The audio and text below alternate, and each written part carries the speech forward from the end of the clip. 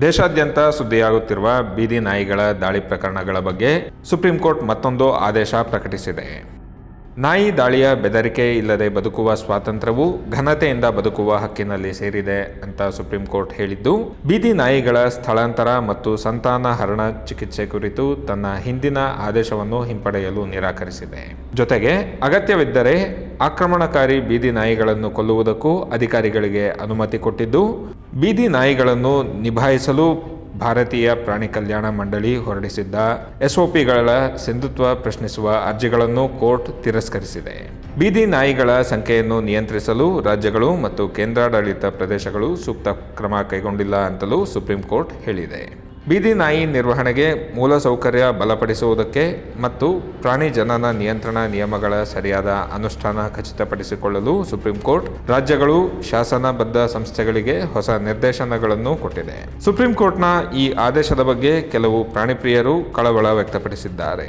Honorable Supreme Court has finally reiterated that animal birth control rules, which were first notified in 2001, have still not been implemented well by most states, and strict directions have been given by the Honorable Supreme Court to implement the animal birth control rules. Every district is supposed to have an animal birth control center, trained veterinarians, and capacity commensurate to the dog population in their districts to conduct a properly monitored animal birth control program.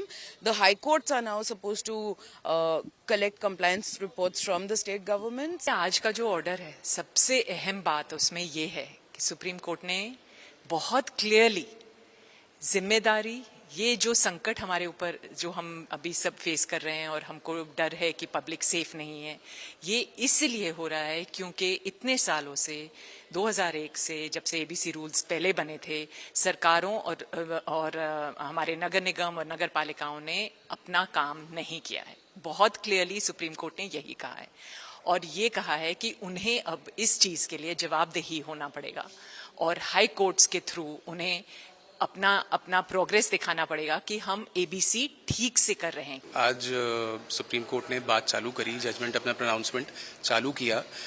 Largely जो animal welfare communities हैं और animal welfare groups हैं, animal activist हैं, जो कई सालों से जो सेम चीज़ दोहरा रहे हैं, वही आज सुप्रीम कोर्ट ने भी दोहराया. सबसे इम्पॉर्टेंट चीज़ जो उन्होंने कही कि ये जो डॉग बाइट के केसेस हैं, बिकॉज ये सुप्रीम कोर्ट का केस स्टार्ट हुआ था मेजरली डॉग बाइट केसेस की वजह से और रेबीज़ के जो केसेस आ रहे थे सामने.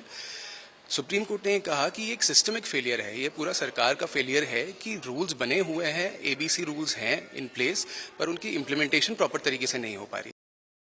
However, some animal lovers and activists raise concerns over the order, saying there is currently inadequate infrastructure to house and care for relocated stray dogs. जो इन्होंने नवंबर 7 वाला अपना जो रूलिंग इन्होंने इसको वापस नहीं लिया, वो थोड़ा सा इसलिए हमें सही नहीं लगता क्योंकि आपके पास प्रॉपर इंफ्रास्ट्रक्चर ही नहीं है. तो आप उन डॉग्स को उठा के लेके कहाँ जाएंगे? लेके कहीं उठा के उनको आप डंप नहीं कर सकते. ये तो एक है कि आप एक तरीके से सबको इकट्ठा करके आप उनको जीते जी मारने वाली बात कर रहे हैं और तड़पा के मारने वाली बात कर रहे हैं.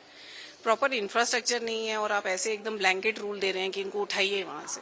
तो वो चीज़ें कहीं ना कहीं गलत हैं, जिसके लिए हम पशु प्रेमियों ने काफ़ी एप्लीकेशंस भी लगाई थी जो कि बिल्कुल खारिज कर दी गई. तो इसीलिए हमें ये बायस्ड लगता है. एबीसी सेंटर्स जो हैं उनकी इतनी बुरी हालत है, वैसी इतनी बुरी हालत है, तो ये क्या, अगर तो ये एबीसी सेंटर्स अच्छी तरह से डेवलप कर सकती है और दूसरे एबीसी सेंटर्स को लेके आ सकती है गवर्नमेंट, तो बड़ा अच्छा ऑर्डर है और इफेक्टिव इम्प्लीमेंटेशन अगर कर सकती है तो एक्सीलेंट ऑर्डर है मेरे हिसाब से.